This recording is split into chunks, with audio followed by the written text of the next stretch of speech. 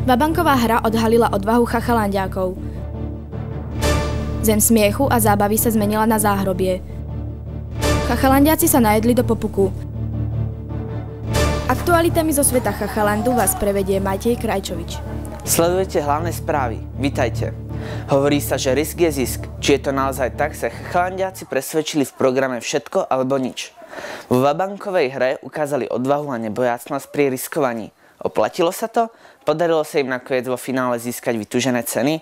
Viac informácií prináša redaktorka Marta. Červený a žltý tím si zmerajú svoje sily a zabojujú o víťazstvo. V programe Všetko alebo nič ukážu nie len šikovnosť a rýchlosť, ale aj vedomosti. Súťažiaci sa rozohriali hneď pri prvej disciplíne, v ktorej museli do brány kopnúť čo najviac loptičiek. V ďalšej súťažnej disciplíne si súťažiaci vyskúšali slalomovú dráhu, ktorú zdolávali s polievkovou lyžicou a pingpongovou loptičkou. Nasledovala úloha, do ktorej sa zapojili aj diváci. Týmy museli od nich získať čo najviac vecí na písmenko S. Sponky, svetre, sandále, slúchadla, servítky, ale aj stoličky či stolíky, preto zaplnili súťažné pódium. Šťastie sa už od začiatku súťaže priklonilo na stranu červeného týmu. Ahoj, ahoj, ktorému týmu držíš palce a prečo? Červenému, pretože tam mám kamarátov. A ukážeš mi, ako pozbudzuješ? Lieskam a pískam a proste pozbudzujem. Podporujem červený, lebo sa mi zdá sympatickejší. Pri hádzaní papierových guľ do misy to na chvíľu vyzeralo nerozhodne, no v posledných sekundách červený tím predsa len ukázal svoje prednosti a zvíťazil. Tímom pri zložení tangramu pomáhali aj dvaja žolíci. Súťažiaci svoje zručnosti tiež predviedli pri obaľovaní múmií, love práclíkov, ktoré z vody vyberali udicou, strhávaní cukríkov zavesených na strope, či rozbíjaní varených alebo surových vajíčok o hlavu. Prišiel rad aj na vedomostný kvíz, v ktorom sa opäť viac darilo červenému týmu. Pár bodov však získali aj žltí. Do finálového kola sa s veľkým náskokom prebojoval červený tím. Jeho úlohou bolo zapichnúť do melóna aspoň 3 karty. Zdalo sa, že to nezvládnu. V poslednej chvíli však objavili tú správnu taktiku. Takto sa tešili z výhry. Aká súťaž bola pre teba najťažšia? Najťažšia? No, asi tie cukriky. A pre teba? Podľa mňa asi tiež tie cukriky. A pre teba? No pre mňa cukriky boli asi najľahšie, skôr ten melón. Vytrvalý, odvážny aj takí boli financí dnešného večera. Momentálne sa tešia z získaných cien. Ostatných chachalandiákov zabávajú moderátori večera Olga a Mako. Pre KKTV Marta Hronská. Upozorňujeme, že následujúca reportáž je určená pre tých, ktorí majú naozaj silné žalúdky. Detský tábor navštívili príšery zo záhrobia. Zdôrazňujeme, že chachaland hlási 0 obetí a zranení. Strašidlá sa tam totiž prišli zabávať. Pozrite sa, ako sa na plese odviazali tie najodpornejšie strašidlá všetkých čias. Za mnou sa odohráva párty všetkých strašidiel. Stretli sa tu duchovia, čarodejnice, upíry aj zombíci. S veľkým napätím čakajú, kto z nich sa stane najstrašnejšou maskou večera. Rozhodla o tom strašidelná porota Rudo, Ivka a Alica. Po celý večer pozorne hodnotili najmä nápaditosť kostýmu a originalitu masky. Zamerali sa tiež na to, ako veľmi boli tanečné kreácie strašidelné. Po ťažkom rozhodovaní nakoniec Rudo oznámil, že sa jednohlasne zhodli na víťazke v kategórii najlepšia maska. Stala sa ňou Gloria alias Krvavá Mary. Za najstrašidelnejší pár porota označila sestričky Simonku a Natálku. Čaute, babi, aké ste masky? Sme zombie, ktorí radi žerú ľudí. Moderátori odmenili okrem spomenutých víťazov aj ďalších chachalandiakov, ktorí počas večernej party preukázali rýchlosť a splnili rôzne úlohy. Ani tí, ktorí nič nevyhrali, však na parkete silami nešetrili a celý večer si naplno užívali. Chacha navštívili príšery od vymyslu sveta. Našťastie sú už na odchode, preto dúfam, že dnešný večer prežijem. Pre Chacha TV Nina Konečná. Dokážu chachalandiaci splniť nesplniteľné? Napo to zisťoval priamo v uliciach Chachalandu. Na zdolanie neľahkých úloh oslovil 7 detí. V prípade, že na jeho výzvu odpovedali Challenge Accepted, čiže výzva prijatá, stretli sa v štúdiu.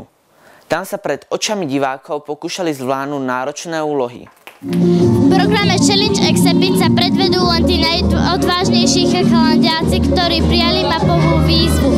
Tá má podobu neľahkej úlohy, ktorú chachalandiaci trénovali 24 hodín. Či sa im po tvrdej príprave podarí uspieť, uvidíme už o chvíľu. Držíme im palce. Vítame vás v programe Challenge Accepted!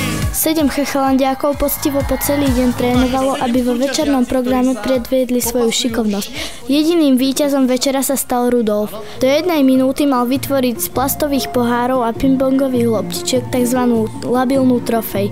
Ako jediných z chachalandiákov sa mu podarilo výzvu nielen prijať, ale aj splniť. Ostatní chachalandiáci preukázali odvahu pri prijatí výzvy. Počas plnenia úlohy im však chýbala rýchlosť a šikovnosť, alebo zanedbali tréning. V prípade, že súťažiaci úlohu nesplnil, mohol využiť žolíka. Oddielové vedúce Euka, Ivana, Zlatica, Alica, ale aj vedúci Adam a Frodo sa do úloh vrhli bez akéhokoľvek tréningu. Pre chachalandiákov chceli vyhrať ceny, preto každý jeden z nich bojoval naozaj statočne. Úspešný bol však len jeden. Výzvy boli ťažké, no splniteľné. Deti tak siahli na dno svojich možností, aby získali chachalandské trička, hútery či gastrotikety. Pre Chacha TV Tereza Ďuricová. Tento rok chachalandiaci zdolávali pevnosť Bojard. Museli preukázať nielen vedomosti, ale aj fyzickú zdatnosť. Okrem ťažkých úloh im situáciu zo začiatku komplikovalo aj počasie. Nakoniec však Oskar brány Bojardu predsa len osvietil. Pevnosť Bojard už opäť po roku otvorila svoje brány. Na chachalandiákov čaká jedna trasa a na nej množstvo stanovíšť, kde sa získavajú kľúče a indície. Práve tie našich chachalandiákov dovezú k vytúženému pokladu. Tak hor sa aj napriek nepriaznivému počasiu na dobývanie pevnosti Bojard. Prvá súťaž preverila reflexy súťažiacich. Zachytiť kľúč v mihu sekundy a pritom sa pozerať do očí mladej pirátky. Túto úlohu zvládli naozaj len tí najsústredenejší. Pri ďalšom stanovišti si animátor Peťo posvietil na našu mušku. Strieľali sme do terčat a získavali cenné kľúče. Preplaviť truhlicu plnú peňazí cez rieku by chachalandiaci zvládli ľavou zadnou. Ako dlho sa však truhlica udrží na hladine, keď do nej budeme vhádzovať ďalšie mince? Presne to si súťažiaci vyskúšali na ďalšom stanovišti s vedúcou Eukou. Dokázali chachalandiaci pri dobývaní Bojardu prekonať samých seba? Niektorí bez akýchkoľvek problémov ponorili ruku do pohára plného dažďoviek, aby z neho vyťahli mince a získali ďalší kľúč. Otec Furas chachalandiakov potrápil hádankami. Chachalandiaci museli vsadiť len na jedného koňa. Zo svojho tímu si vybrali zástupcu, ktorý mohol počuť hádanku ako jediný. Ako dlho by ste dokázali v ruke udržať horiaci papier vy? Na ceste za vytúženým pokladom chachalandiakov neodradil ani strach z ohňa. Opäť preukázali svoju nebojácnosť. Pri zdolávaní pevnosti Bojard si šikovní bojovníci prevetrali aj mozgové závity. Bratia Slnko a Mesiac si pre nich pripravili hádanky. Ak odpovedali správne, animátor Andrej prezlečený za Slnko ich osviežil vlažnou vodou a zároveň prezradil ďalšiu indíciu. Poriadne sa rozhojdať na hojdačke a potom na prvý pokus chytiť žltý kruh. Pri tejto úlohe chachalandiaci bojovali o ďalší kľúč. Olej zmiešaný s jarou vyliatý na dlhý igelit, v strede ktorého sa nachádzala posledná vytúžená indícia. Táto šmiklavka narobila problémy najmä menším chachalandiakom. Na ceste za posledným kľúčom museli chachalandiaci na nafukovačke prekonať Chachalandské more. Po preplávaní sa dostali až do finále, v ktorom pomocou indícií hľadali kľúčové slovo láska. Práve to ich posunulo do siene pokladov. O tom, ako dlho sa v nej mohli zdržať, rozhodol počet nazbieraných kľúčov. Jeden predstavoval 5 sekúnd. Na chachalandiakov tam však nečakali ozajstné poklady, ale šišky. Čím viac si ich nazbierali, tým viac peňazí získali. Jedna mala hodnotu 10 hutier. Chachalandiaci úspešne zdolali pevnosť Bojard a hravo prelúskli cestu k pokladu. Pre Chacha TV Alexandra Kubalová. Chachalandiaci si obohatili svoj jedálniček. Pochutnali si na špecialitách pripravených pod holým nebom na ozajstnej garden party. Za gastrotikety si kúpili popcorn, cukrovú vatu, hotket či grillované špeciality. Chechla navštívili aj deti z tábora Azad. Hoci nás bolo podstatne viac ako zvyčajne, s prázdnym žalúdkom neodišiel nik. Garden party je v plnom prúde. Zdá sa, že chachalandiaci sú poriadni jedáci. Od vynikajúcich dobrôd ich neodrádzajú ani dlhé rady pri stánkoch. Správnu atmosféru na párty pod holým nebom vytvorila aj kapela Downhill. Deti doslova so zastaveným dýchom pozerali na kúzla, ktoré priamo pred nimi ukazoval ďalší hosť, kúzelník Talostan. Pozvanie na chachalandskú párty prijal aj spevák a hudobný producent Igor Kmeťo. Svojimi hitmi roztancoval všetkých chachalandiakov. Ani deti z tábora Azad nepostávali bokom. Všetci si živú hudbu a čary poriadne užívali. Celú atmosféru ešte viac vygradovala rocková skupina Kiss, ktorá do Chachalandu pricestovala celkom nečakane v rámci celosvetového turné.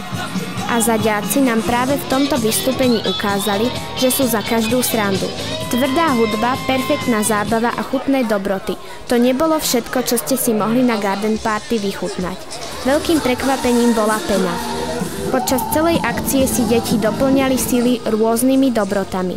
Pre tých hladnejších sa grilovala klobása a cigánska pečienka. Nezabudlo sa ani na maškrtníkov. Najväčší záujem bol o cukrovú vatu.